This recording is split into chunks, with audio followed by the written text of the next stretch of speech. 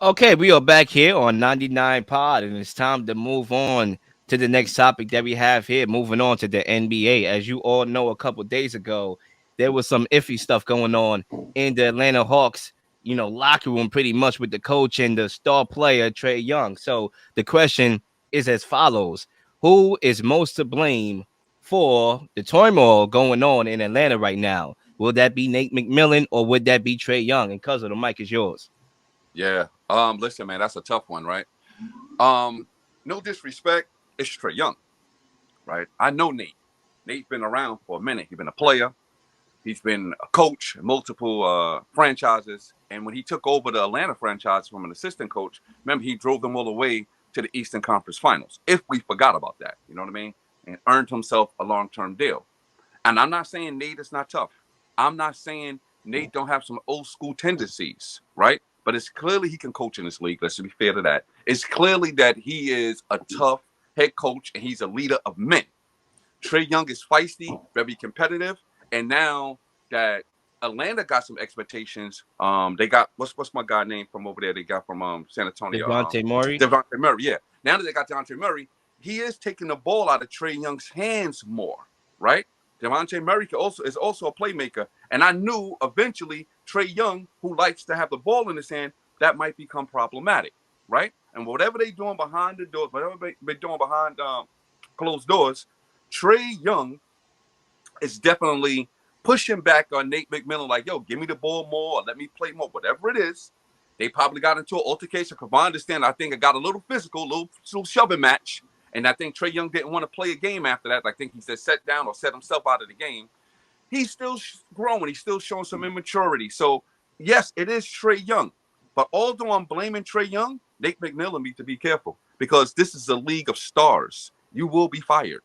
Do you understand that? They are not firing Trae Young. So you're going to have to find a way as a leader of men, as a mature man, as a man that's been a part of this league to fix that stuff so it won't and keep it in-house. He's going to have to go to Trae Young and find an answer to get Trae Young head back into the game, to get Trae Young back on his side, to make that an isolated incident and not be a cancer to the team. Because once that become a cancer to the team and Trae Young tune him out, oh, Nate McMillan is out. That's how it works in the NBA. So although I do believe it's Trae Young from an immaturity perspective, but Nate McMillan as leader of men got to fix it. That's the Freddie system, straight up the tops. I would say this. Now, I heard different reports on that. I'm not sure which is the real report, what really happened. The report I heard that I have here is that the story is Young didn't want to participate in a shoot around. McMillan said he can either come off the bench or miss the game entirely. And that was, what I heard. It was something about treatment and playing in the shoot around and shooting around treatment. Somebody wanted to do something first and the other wanted to do the other way. He was like, listen, come off the bench or miss the game entirely.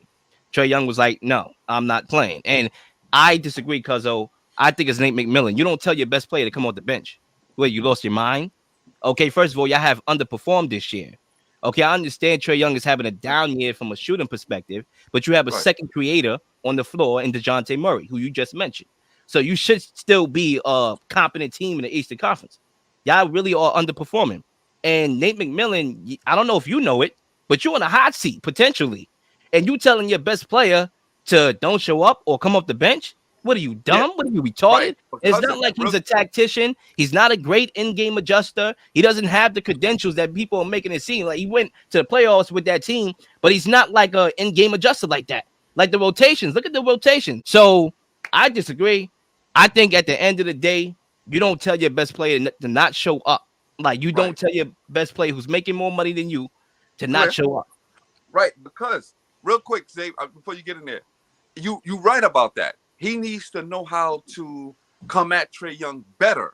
But be clear. Once you start giving it to your star player, you could also lose your locker room as a head coach. And he's been a disciplinarian type of head coach. He's a straightforward shooter. He's a tough dude. So as he's trying to mold the team, if he allowed Trae Young to do what he wants, Devontae Murray going to start doing what he wants, and then you're going to lose the team anyway. So it's a fine line there. That's all I'm saying. That is You it. know, y'all both made excellent takes regarding the Nate McMillan and Trey Young feud. You know, I it's tough because I just want to talk this one through because I'm on the fence because I feel like they're both wrong in a sense. In a sense, I think Nate McMillan, when you're talking about, having a conversation with your star player on the team, a guy who you saw bring the Hawks to the Eastern Conference Finals, you have to have him understand that understand you want to play, but right now your injury is impacting the team in a negative way.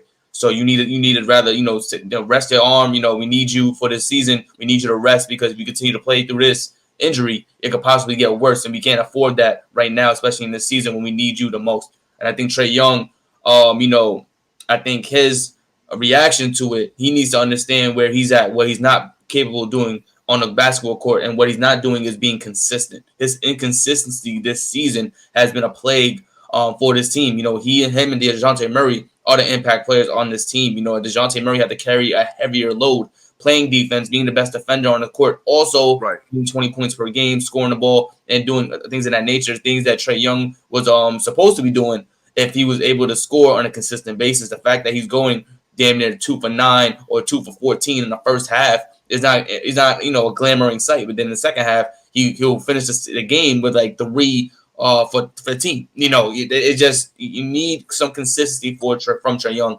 I think for me, I'm going to say that Nate McMillan slightly is at fault. And the reason why I say slightly is because the report that came out. Somebody had to speak to somebody in order for the media to get wind of it, to media to go out, because I believe it was a closed practice that all of this happened. So if it's a closed practice, then how the hell is this out in the media, out in the reporters that Trae Young and Nate McMillan had an altercation and that Trae Young was sent home? Somebody had to be talking, and you need to get your locker room and check if it wasn't Nate McMillan himself.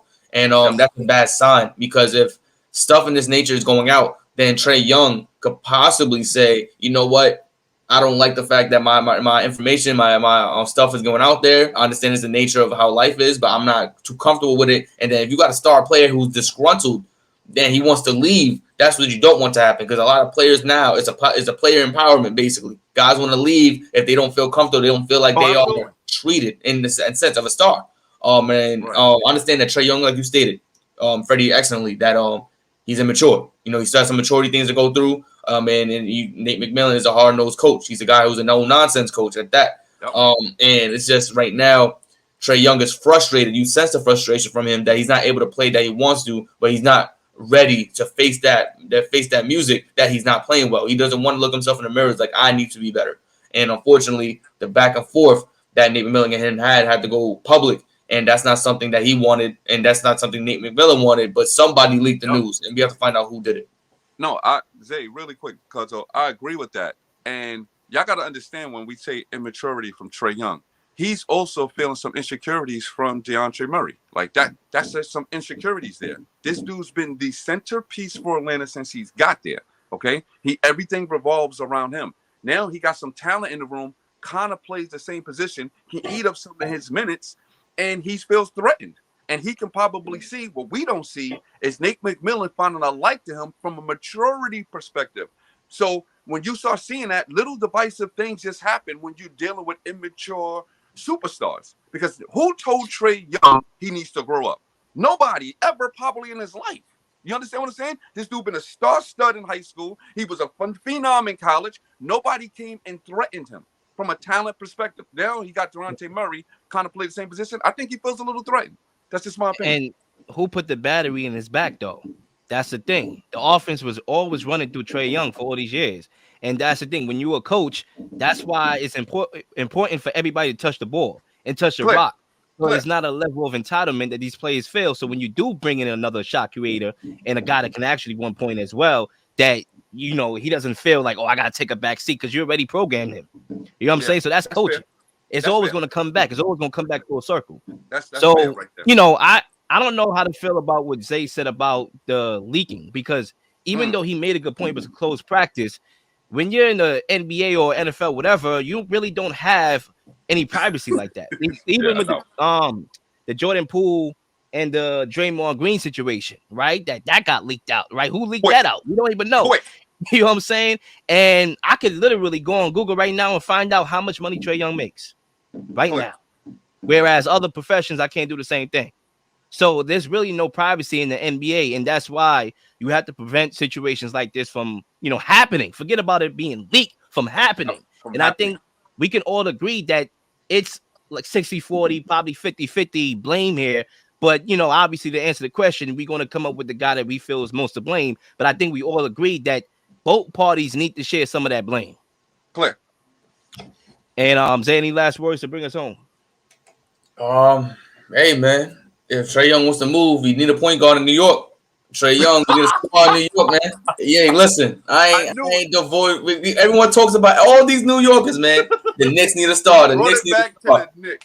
The fact that this Knicks fans that said, "Oh, why do we need Trae Young? We got Jalen Brunson." Y'all been talking about getting a star for so damn long. Now that Trae Young is potentially available, you're saying no to the man that claims he's the king of Broadway. Come play for Broadway and see if you're really the king. It's different when you outside looking in. You over there playing in Atlanta. The light's not as bright as New York. We 24/7. We don't sleep in New York. So the fact that you think the light is different, it's a different realm when you come to New York and play for New York, man. The pressure is on. The impact is on. You gotta be a different cloth to play for the New York Knicks. Absolutely. So Trae Young, hey, if he is that guy, come bring the Knicks to the promised land. Come take us to the chip. Come take us to the final. We'll appreciate it. I don't think he's going nowhere, man. I think Nate McMillan will be out of there before him, and that's the thing where you have to look at from that angle. It's like Nate McMillan. I don't know how y'all feel about him in his seat. His hot. Is it hot? Is it cold? I think he's on a hot seat right now. Last thing you want is for your best player not to vouch for you and say, yo, you know what I'm saying? Like, I want him to still remain my coach. You don't want that. And I think you could be creating not only a mutual disconnect, but a collaborative disconnect. Think about John Collins. This man has been in the trade rumors for like the last 5 seasons. You know what I'm saying? So you have that. You have him being in trade rumors. You have Trae Young and everything that's going on with him. Nate McMillan. This team is not playing together like how they're supposed to, and that's why they're underachieving right now. Listen, when you are the leader of men, eventually you're going to get the full blame. Plus, when you're a coach, you're supposed to be the leader, and they're not going to get rid of Trae Young. Nate McMillan will be out of there in 30 seconds.